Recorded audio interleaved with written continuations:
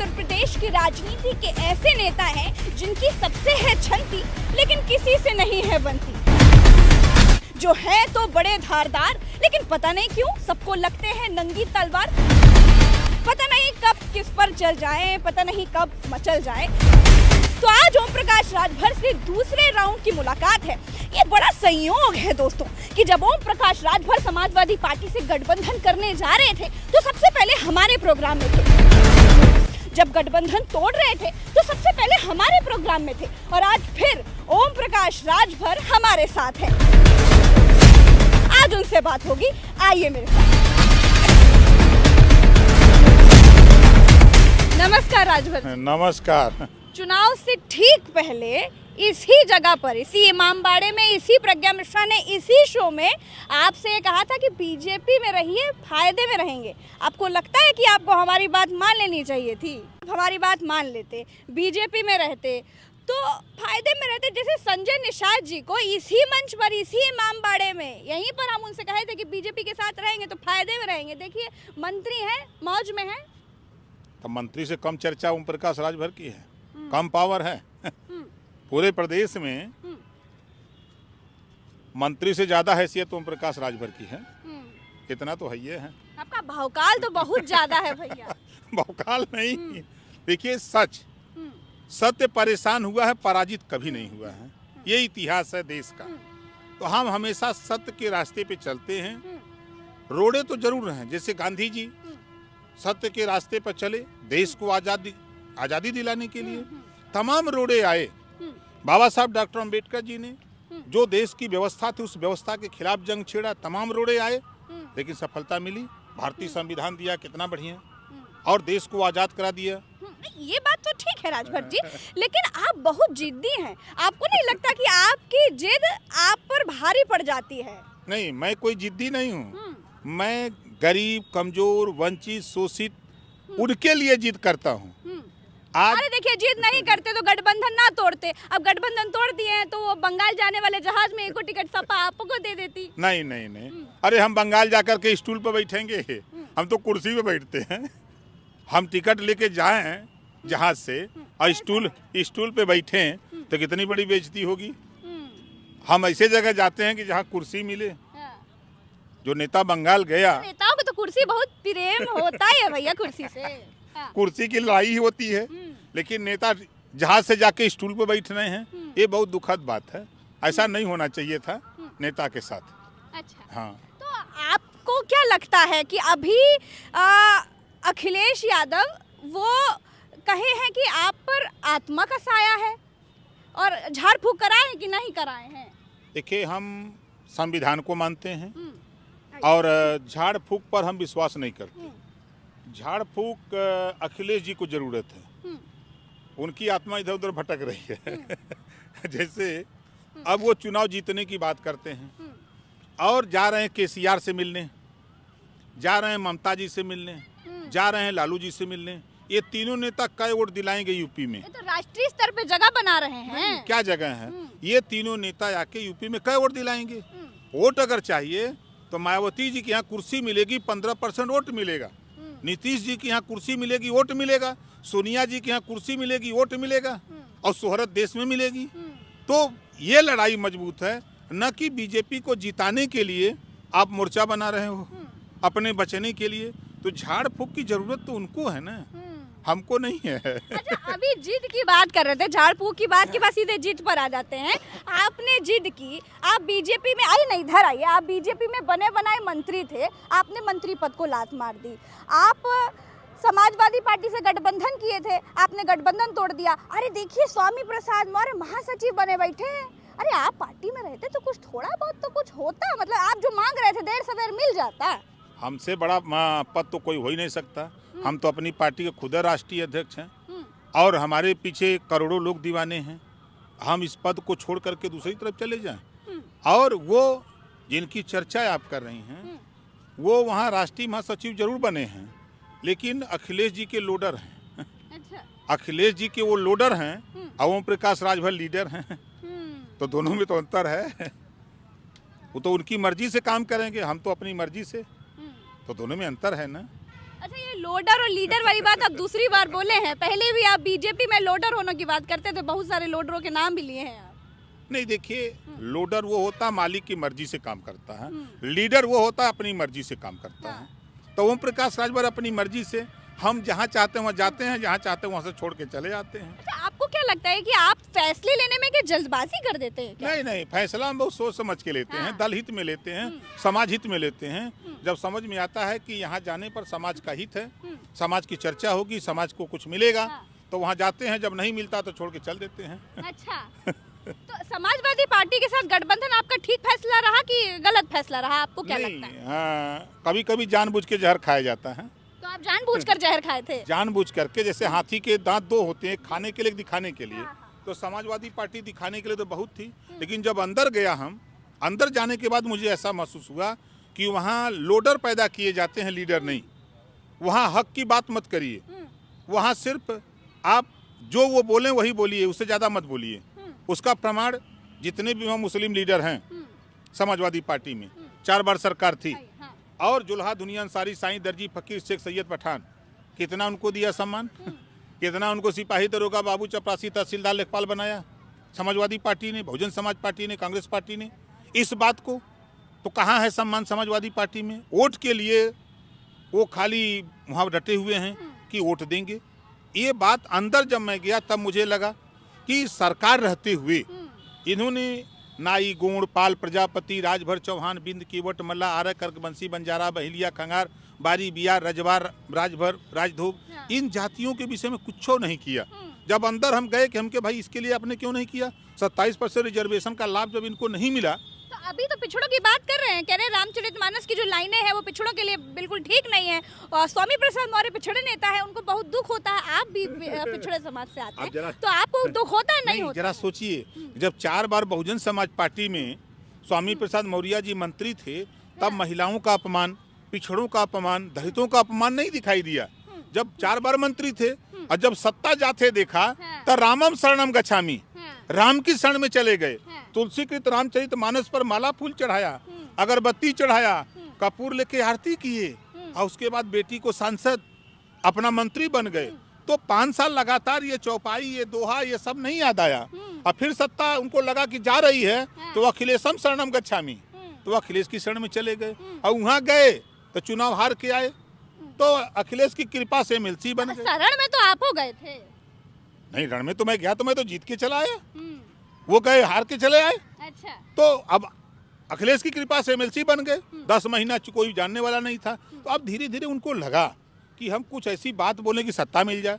तो ये सत्ता के लिए दोनों नेता पागल हैं, दोनों पागल होकर के बिना अनर्गल बयानबाजी दे रहे हैं। इन लोगों के खिलाफ तो संविधान के खिलाफ बोलने के लिए इनके खिलाफ मुकदमा होना चाहिए। तो आपको लगता है कि इसका प्लस मतलब फायदा होगा या फिर इसका नुकसान हो जाएगा? विनाश काले विपरीत बुद्धि। अच्छा। ये जो बोल रहे हैं ना, हाँ, देखिए देश में बाबा साहब डॉक्टर अम्बेडकर ने संविधान में धर्मनिरपेक्षता की बात लिखी है। तो आप किसी कोई बात बोल करके तो आप अच्छा नहीं कर रहे हो, उससे आपका नुकसान हो रहा है। जब नुकसान समझ में आया तो अखिलेश ने कहा कि नहीं कोई मत बोलो भाई दोहा के चक्कर में। तो सारे लोग दोहा पर पाबंदी लग गई कि नहीं, खबरदार कोई नहीं बोलेगा। आ गया। अभी तो चर्चा कर रहे थे कि शूद्र हैं, चर्चा कर रहे थे। अब कहाँ चले गए? सारस पर। ये खाली बहका रहे हैं।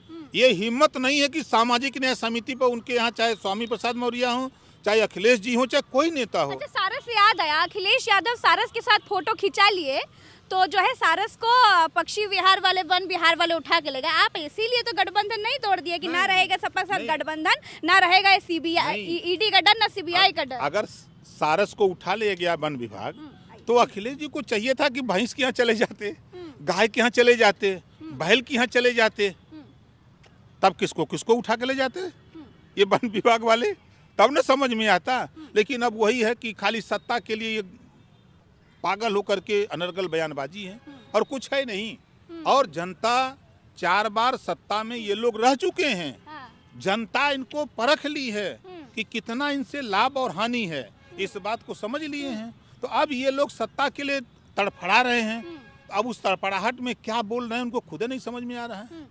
अच्छा, धर्म वरम की बात जब निकल ही आए हैं राजभर जी, तो हम ये पूछना चाह रहे थे कि आप अपनी कुंडली वो बागेश्वर वाले धीरेन्द्र शास्त्री बाबा को काहे नहीं दिखा देते हैं? बाबा सब जानते हैं, भविष्य बता देंगे। नहीं, हमसे ज्यादा भविष्य कौन जानता है? जिसको हाथ दिखाना हमारे यहाँ आवे, हम दिखा दें। हम हाथ देख लेते हैं। अरे हम सब कुछ देखते हैं, हम देख के लिफाफा देख कर मजमून समझ जाते हैं।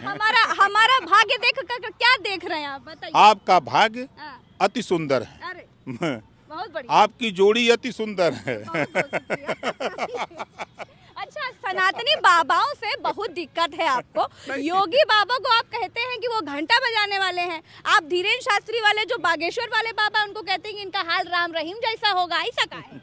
नहीं, देखिए, महात्मा घंटा तो बजाते हैं, मंदिर में जाते हैं। कोई भी पुजारी जाता है मंदिर में तो वहाँ भगवान की पूजा करता है, उसके बाद क्या करता है? घंटा बजाता है ना। तो हमने क्या बुरा बोला है? अच्छा, एक बाबा से आपको दिक्कत नहीं है, अब हमसे आप पूछिए कौन बाबा? पूछे कौन? नहीं, बताइए कौन बाबा है? कौन? वो बाबा महेंद्र राजू दास, वो मौर्य जी को मारे हैं कहीं, इसीलिए तो नहीं आपके प्यारे हैं? नहीं, वो बाबा तो उस दिन मैं भी गया था, जो ठेली ठेला हुआ था, मारपीट वाले मामले में बता रही हैं, मैं भी गया था। अभी तो मिले थे अयोध्या में हमसे, अयोध्या में मिले, सलाम दुआ हुआ। तभी तो पूछे, मौर्य जी को मारे हैं तभी तो नहीं प्यारे हैं? नहीं, प्यारे नहीं। देखिए, हम फिर कह रहा हूँ कि बाबा साहब डॉक्टर अम्बेडकर ने जो संविधान में व्यवस्था दिया धर्मनिरपेक्षता की, तो आप किसी के खिलाफ बोल करके किसी को मत आहत करिए। आपको नहीं प्रिय है मत मानिए, कोई मना तो कर नहीं रहा है, कोई जबरी तो आपको थोप नहीं रहा है, लेकिन उसी बात को मान करके आप 5 साल बीजेपी में क्यों रहे? आप मंत्री क्यों बने रहे? आप अपनी बेटी को सांसद बना लिए हैं। अगर आपको तकलीफ है तो पहले बेटी से इस्तीफा दिलवा दो। बेटी जो सांसद है भाजपा में, महिलाओं का अपमान अगर समझ में आ रहा है तो महिला को वहाँ सांसद बना क्यों रखे हो? हटाओ वहाँ से। कहते हैं हर समझदार व्यक्ति समर्थन दे रहा है हमारी इस बात को। ओम प्रकाश राजभर तो नहीं दे रहा है। और मैं तो देख रहा हूँ कि धरती पर लोग गाली दे रहे हैं। अच्छा, मौर्य जी से याद आया, मौर्य जी से जब हम आपके बारे में बात किए तो वो आपको 72 छेद वाली छलनी बोल दिए, ऐसा का है? देखिए, एक साइकिल चोर दूसरे को साइकिल चोर समझता है। अब जैसे वो बसपा में थे, अगर कांसी राम जी ने उनको नेता बनाया, मंत्री बनाया, अगर वो जरा सा भी मानवता होती तो बहुजन समाज पार्टी छोड़ के नहीं जाते, पहली बात। दूसरी बात, बहुजन समाज पार्टी छोड़ के आए भाजपा में, भाजपा छोड़ के सपा में गए। 3 दल तो वह खुदा बदले हैं, 3 स्थान हो गया, 3 देवस्थान ठोक लिए, अब चौथा खोज रहे हैं कि कहाँ मिले। तो उसी तरह वो सबको सोचते हैं। ओम प्रकाश राजभर मालिक की हैसियत से जाता है, लोडर की हैसियत से नहीं। वो लोडर हैं, लोडर तलाशता रहता है कि कौन फैक्ट्री में हमको काम बढ़िया मिलेगा, कौन फैक्ट्री में बढ़िया मजदूरी मिलेगी। लोडर ये तलाशता है, और लीडर अपनी हैसियत के हिसाब से बात करता है, कहीं भी रहता है। तो आपको लगता है स्वामी प्रसाद मौर्य लोडर हैं, लीडर नहीं है? लीडर कहाँ है? लीडर तो समाजवादी पार्टी में अखिलेश यादव लीडर है, से सब लोडर हैं। अच्छा, हम सुने शिवपाल यादव अगर आपको प्यार से बुला ले समाजवादी पार्टी में तो आप दोबारा से गठबंधन में चले जाएंगे? गठबंधन में नहीं जाएंगे, लेकिन चाय पीने जाएंगे। चाय पीने जाएंगे? चाय पीने जाएंगे। आपकी चाय बड़ी मशहूर है, आप सबके साथ चाय पीते हैं और फिर कंफ्यूज हो जाती मीडिया की आखिर कौन सी वाली चाय का असर दिखने वाला है। हम चाय पी के टटोलते रहते हैं कि क्या हो रहा है, क्या चल रहा है, क्या खेल हो रहा है। तो चाय पीते हैं, संबंध हमारा है। हम कोई भी दल का कोई नेता हो, संबंध हमारा सबसे है। अच्छा, आप कह रहे हैं कि आप चाय पी लेंगे समाजवादी पार्टी कार्यालय जाकर। सपाइयों से पहले बड़ी मिठाई थी, चाय मीठी होती है, वही याद आया मीठे से, बड़ी मिठाई थी। लेकिन बाद में सपाइयों ने अपने कार्यालय के बाहर ओम प्रकाश राजभर नो एंट्री के बोर्ड लगा दिए, पोस्टर लगा दिए। इतना अपमान का है? नहीं, देखिए, वो हमारा अपमान नहीं, हाँ। अति पिछड़ों का अपमान, अति दलितों का अपमान, मुसलमानों का अपमान। वो उनके यहाँ कि बोर्ड लगाओ, इन लोगों का एंट्री ना हो, यहाँ सिर्फ यादव का चलेगा, राजभर चौहान बिन केवट पाल प्रजापति कुम्हार नाई गुण का नहीं चलेगा। ये बोर्ड लगा था क्योंकि राजभर हक की बात करता है, हिस्सेदारी की बात करता है, सम्मान की बात करता है। तो वहाँ तो वही लोग हैं जो शरणम गच्छामी, जो अखिलेश जी कहें, खाता न बही जौन अखिलेश कहें वह सही। तो ये तो इसके खिलाफ हम रहते हैं ना। अच्छा, आप इतना बोलते हैं राजभर जी, इतनी बड़ी बड़ी बातें कह देते हैं, आपको डर नहीं लगता है? मतलब अभी राहुल गांधी भी बोले हैं, कहें कि सारे मोदी चोर हैं, 2 साल की जेल हुई है। अब आपको डर नहीं लगता है सरकार से? सरकार से कहीं डरेंगे? ये एक फिल्म आई थी शोले, हाँ। शोले में लिखा था जो डर गया वो मर गया। तो ओम प्रकाश राजभर वो शेर है कि डरने वाले नहीं हैं। और जेल बनी है तो इंसान के लिए बनी, जानवर के लिए थोड़ा है। यूपी में बहुते हैं, कोई दिक्कत नहीं। हाँ। ओम प्रकाश राजभर एकदम निर्भीक और निडर होकर के आपने देखा भी।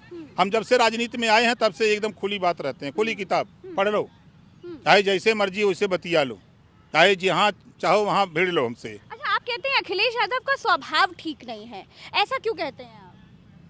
अब वो बैठ के लूडो खेलते हैं, नेता दरवाजे में भटकते रहते हैं। जो सहारनपुर, बागपत, झांसी, बांदा, चित्रकूट, हमीरपुर, जालौन, उरई, एटा, टाव, कन्नौज से आता है, आजमगढ़, मऊ, बलिया, गोरखपुर, देवरिया, श्रावस्ती, बलरामपुर, गोंडा, फैजाबाद से जो आता है लखनऊ, वो नेता सोचता है चले हम अपने नेता से मिल लें।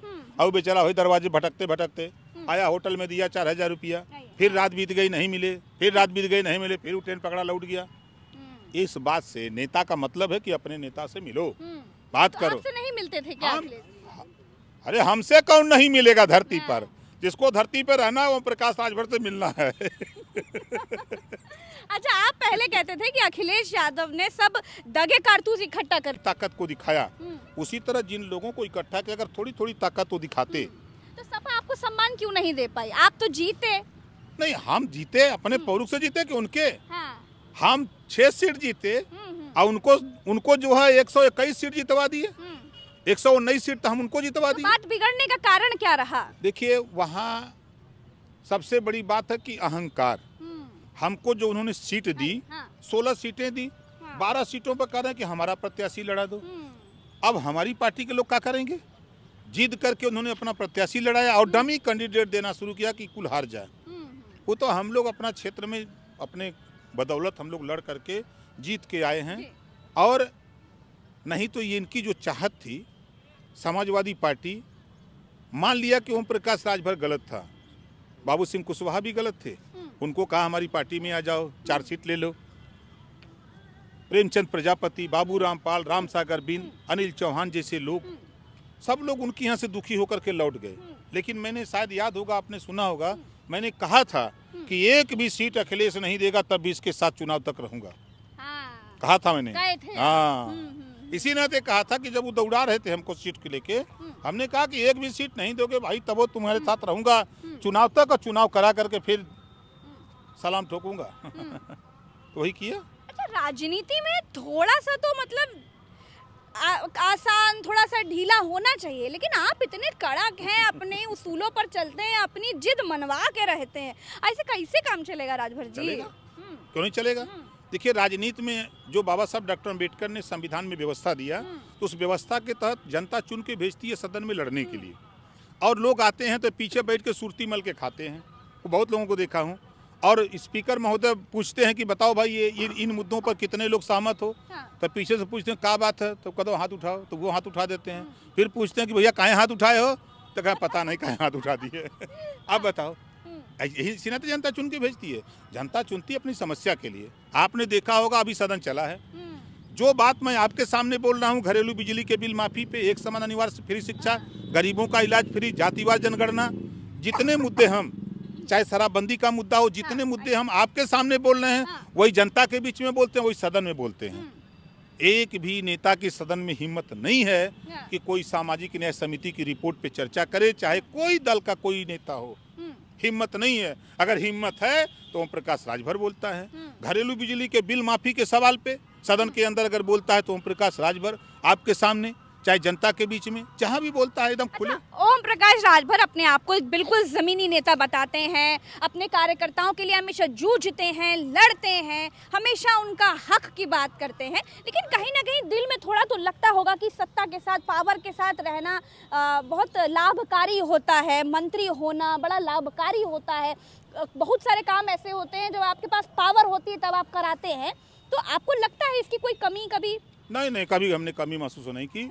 देखिए, हम सत्ता हमारे लिए महत्वपूर्ण नहीं है। हमारे लिए वो चीज़ें हैं कि हम वो काम करते हैं, गुलामों को गुलामी का एहसास करा रहे हैं, जिनके दरवाजे पर आज़ादी के 75 साल में 7 दशक से लोग वोट दे रहे हैं। उनके दरवाजे ना तो शिक्षा पहुंची, ना उनके दरवाजे स्वास्थ्य पहुंचा, ना उनके दरवाजे पर विकास की कोई किरण पहुंची, ना रोजगार मिला, ना नौकरी मिली। उनको कोई आज तक आज़ादी क्या होती है, उससे क्या क्या लाभ है, संविधान बना तो संविधान से क्या चीज़ें मिलनी चाहिए, हाँ। उनको खुद नहीं पता है। तो उनको हम एहसास कराते हैं कि देखो ये वोट बाबा साहब ने जो दिया है ये वो पावर है, इसी से तुम अपने बच्चे को अच्छी शिक्षा, इसी से तुम आवास, इसी से शौचालय, इसी से पेंशन, इसी से नौकरी, इसी से रोजगार पा सकते हो। अभी तक नेताओं ने आपको गुलाम बना के रखा है, इस गुलामी से छुटकारा पाओ। अच्छा, 2024 के लिए क्या प्लान है आपका राजभर जी? देखिए 2024 के लिए हम आधी आबादी महिलाओं की है। हाँ।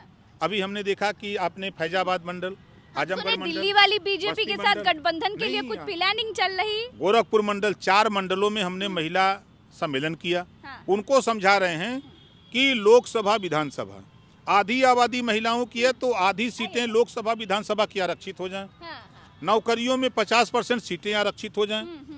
शिक्षण संस्था चाहे प्राइवेट हो चाहे सरकारी 50% सीटें आरक्षित करा लो। प्रदेश में शराबबंदी, अगर गांधी जी का प्रदेश और सरदार पटेल का प्रदेश में शराब बंद हो सकती है तो भगवान राम और कृष्ण की धरती उत्तर प्रदेश की है, यहाँ भी शराब बंद होना चाहिए। इसके लिए अपार जन समर्थन महिलाओं का मिला मुझे, और बड़ी संख्या में लोग अपने अपने साधन से चल करके आए। तो एक हम आधी आबादी को समझा रहे हैं, जो वंचित लोग हैं आज़ादी के बाद जिनको हक हिस्सा नहीं मिला उनको भी समझा रहे हैं। अभी हम अपनी ताकत पैदा कर रहे हैं, और ताकत पैदा करके गठबंधन तो देखिए 2 महीना 3 महीना 4 महीना चुनाव जब रहता है तबे होता है। चाहे सपा तो फायदा भी देता है भाई, ताकत रहेगी तभी ना। हाँ। अब पता लगा कि खेत में ताकत नहीं, फसल कहाँ से उगेगी, कमजोर होगी ना। इस नाते हम अपनी ताकत बनाने में, लोगों को समझा करके संगठन को मजबूत करने में तो वो लगे। ताकत 2024 में दिल्ली वाली बीजेपी के साथ गठबंधन करके काम आएगी क्या? क्या अब लगता देखिए है? गठबंधन बन रहे हैं, कौन सा गठबंधन सटीक बनता है। और राज कुछ तो राज खोल दीजिए। देखिए बहुत बड़ा संयोग है कि राजभर जी जब जब हमारे साथ रहते हैं, फिर चाहे वो सपा के साथ गठबंधन करने का समय हो, हमारे ही साथ सबसे पहले हमारे प्रोग्राम में खुलासा हुआ था। उसके बाद जब गठबंधन आपने तोड़ा तब भी हमारे ही प्रोग्राम में खुलासा हुआ था। आज भी कोई खुलासा करके जाइए। नहीं, अभी टाइम नहीं है। देखिए होता है ना कि जब पंडित जी के यहाँ जाइए तो शायद बताते हैं। अच्छा। बताते हैं ना, तो उसका चुनाव का भी बेला नहीं है। अच्छा। जब चुनाव नजदीक होता है, अब जैसे अब आ रहा मई का महीना, मई जून का, अब लोग शादी विवाह के लिए लगन पताई रख रहे हैं। अब 2-3 महीना रह गया है तो भाई मार्च लड़का बहुरिया देख तो लेते हैं, तो देख लिए खोज रहे हैं ना।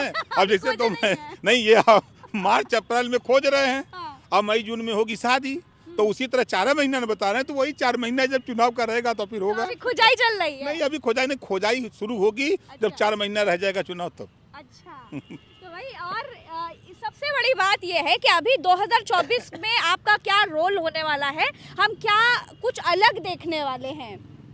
देखिए 24 के संबंध में अभी कहना अतिशयोक्ति होगी।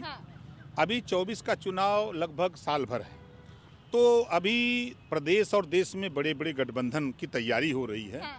अब गठबंधन बन जाए तब उसके बाद हम आपको बेहतर बता सकते हैं। अच्छा, अखिलेश यादव और शिवपाल यादव में आपको सबसे बेहतर नेता कौन लगता है? शिवपाल यादव जी मजे मजाए नेता हैं। उनके साथ अन्याय हुआ। अखिलेच जी मजे मजाए नहीं लगते हैं। विरासत में पाए हैं, वो तो विरासत में मुख्यमंत्री बन गए। अच्छा। मुख्यमंत्री बनना चाहिए था, शिवपाल यादव जी को बनना चाहिए था, क्योंकि पार्टी में माननीय मुलायम सिंह यादव जी के बाद तो लड़ाई लगवा दे। अरे मैं लड़ाई नहीं, सच बात कह रहा हूँ। सच्ची बात कड़वी होती है। मुलायम सिंह जी के साथ अगर ईमानदारी से पार्टी को इस ऊंचाई तक पहुंचाने में कोई काम किया तो माननीय शिवपाल यादव जी, तो नंबर शिवपाल जी का होना चाहिए। लेकिन पुत्र मोह एक ऐसा होता है। तो अखिलेश जी ने बिल्कुल अपनी बगल वाली कुर्सी दे दी है, लेकिन अध्यक्ष वाली कुर्सी नहीं दी। नहीं, अध्यक्ष वाली कुर्सी तो नहीं दी, वो अध्यक्ष बना दें। उन्होंने अपना दर्द विधानसभा में बयां भी किया, सुना उनका दर्द। तो शिवपाल जी मजे मजाए नेता हैं, उनको उनके संबंध में उनका मुकाबला नहीं कर सकते। हाँ, अरे चाचा बाप होता है, बेटा बेटा होता है। अब बाप में जो कला है वो बेटा में बड़ा मुश्किल है। और हम तो सबके यहाँ चाय पीने जाते हैं। हम ब्रजेश पाठक जी के यहाँ भी जाते हैं, केशव मौर्य के यहाँ भी जाते हैं, शिवपाल जी के यहाँ भी जाते हैं। जितने नेताओं संबंध सबके यहाँ जाते हैं। स्वामी प्रसाद मौर्य के यहाँ भी चाय पीने जाते हैं। जाते तो सबके यहाँ हैं। तो उनकी चाय बहुत मीठी लगती है कि शक्कर कम करके देते हैं? सबकी चाय चखते रहते हैं। चखना जरूरी है, चक्कर में पता चलता है कि वाली फायदे वाली रहेगी कि नुकसान वाली। अब चखने के बाद ही नहीं पता लगता है कि फीकी है कि मीठी है, ये किसका कहाँ कारगर होगी। अनुभव वहीं से न मिलेगा। तो हम घूमते रहते हैं, लोग मिलते रहते हैं। अच्छा, बीजेपी ने कोशिश नहीं करी आपको कि मतलब राजभर जी आइए चाय पीजिए, अपनी तरफ से इनवाइट कर रहे हो? योगी जी इनवाइट किया चाय पीने के लिए? हाँ, बुलाए थे। बहुत पहले जब राष्ट्रपति का चुनाव था, जी। तो जब अखिलेश जी ने हमको तलाक दे दिया, हमने जब कबूल कर लिया, हाँ। तो योगी जी ने कहा कि भाई द्रौपदी मुर्मू जी आपसे मिलना चाहती हैं। अच्छा। और उन्होंने हमारे यहाँ मैसेज दिया है और हम लोग दलित की बेटी को राष्ट्रपति बनाना चाहते हैं। हाँ, हाँ। हाँ, उसमें आपका सहयोग के लिए उन्होंने निवेदन किया कि राजभर जी को बुला लीजिए, उनके पास 6 गो वोट है। तो उसी में उन्होंने बुलाया था, चाय पिलाई। तो उस समय तो तलाक की आशंका चल रही थी। नहीं, हो गया था। तलाक हो गया था। हो गया। अच्छा, अनाउंस बाद में हुआ है। हाँ, आपने देखा होगा जब उनका प्रत्याशी यशवंत वो का नाम जैन चौधरी प्रेस वार्ता किए, तो हमको नहीं बुलाए। याद होगा आपको? हाँ, हाँ, बिल्कुल याद तो वो है। हो चुका था। नीक से याद है, हम पूछने जा रहे थे। तो हमारा उनका वो तलाक हो चुका था, हम कबूल कर लिए थे। तो उसके बाद तो उन्होंने बुलाया था, चाय पिलाई। फिर द्रौपदी मुर्मू जी से शाम को मुलाकात हुई, उन्होंने अपनी बात बताई। हमने कहा वोट देना है मुझे, तो आपसे बेहतर कोई कैंडिडेट नहीं है। तो हमने वोट दिया और चाय भी पी। क्या बात है, बहुत बढ़िया। धन्यवाद।